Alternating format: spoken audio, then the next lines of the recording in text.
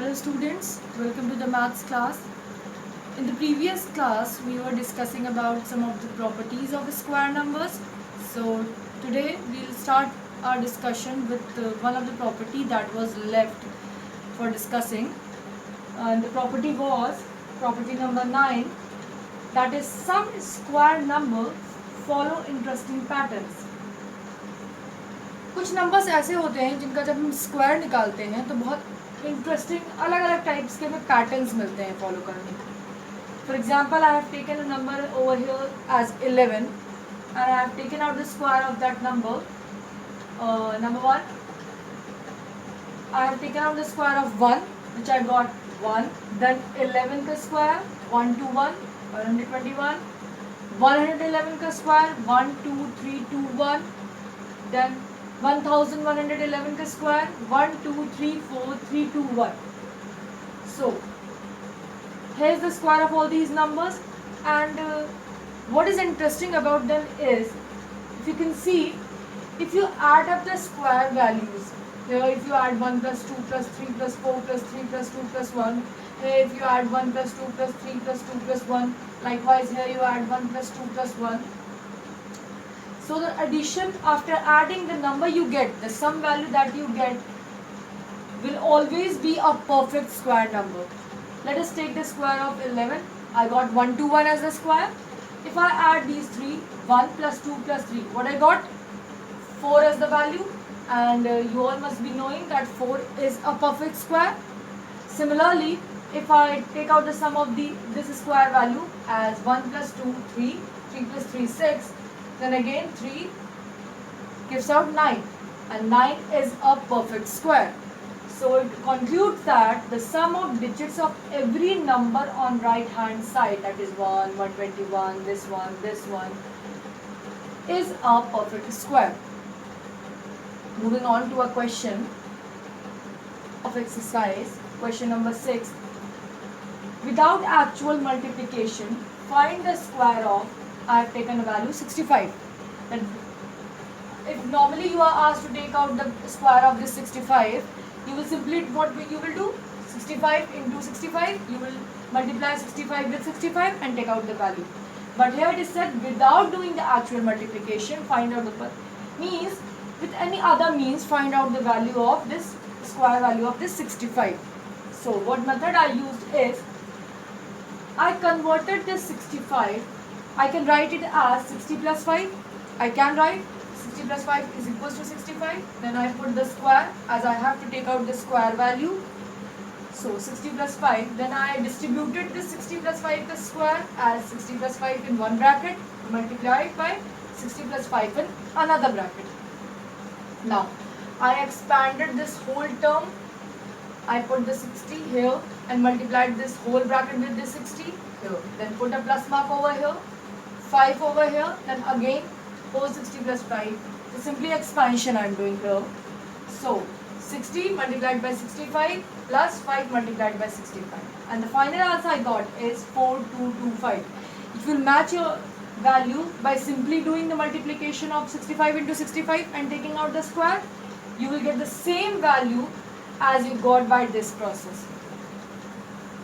So this was the method by which you can avoid doing the multiplication and take out the square value of some of the numbers.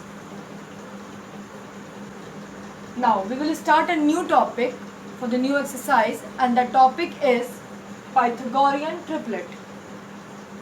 Now, under this topic, it says that if A, B, C are three numbers where C is greater than A and B such that A square plus B square is equals to C square, then ABC is called Pythagorean triplet. Now what this says is, if you consider three numbers, any of the three numbers, let A, B, C be the numbers, and there is a condition that the third number should be greater than the first two numbers, then A square plus B square will be equal to C square.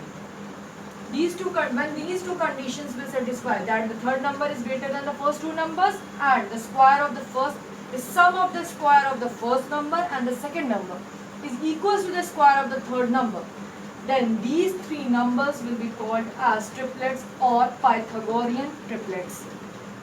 And for example, I have written a triplet over here, in which if you can see the third number 5 is greater than first two numbers 3 and 4, and if you take out the sum of square of these two, that is 3 squared is equals to 9, 4 square is equals to 16, and 9 plus 16 gives out 25, which will be equal to the square of 5, that is 25.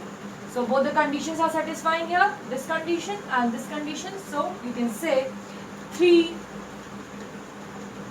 4 and 5 are Pythagorean triplets.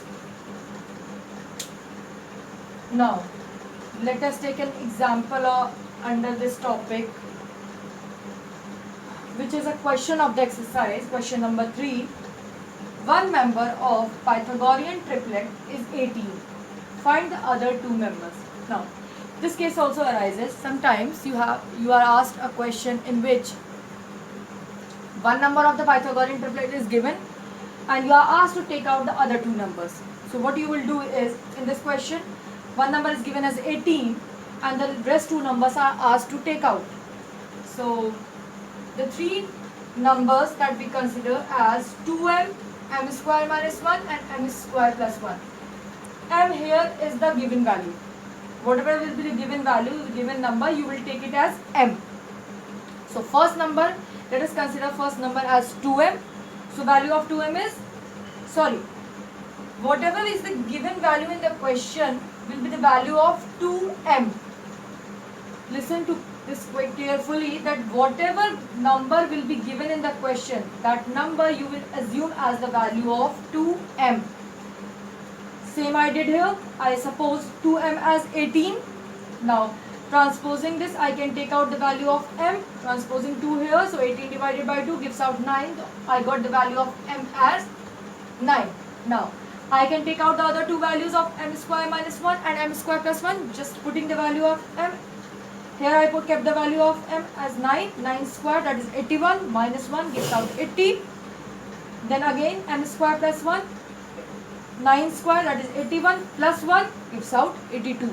So the three numbers I got, one number I had been given in the question, that is 18. The two numbers that I took out was 80 and 82. So you can see 18, 80 and 82 is a triplet. So in this way, if any one number out of the triplet is given and you are asked to take out the other two numbers, you can use this method to take out them. So I think whatever has been taught today, you all understood, and this was enough, I think, for this class. We will discuss further in the next class. Thank you.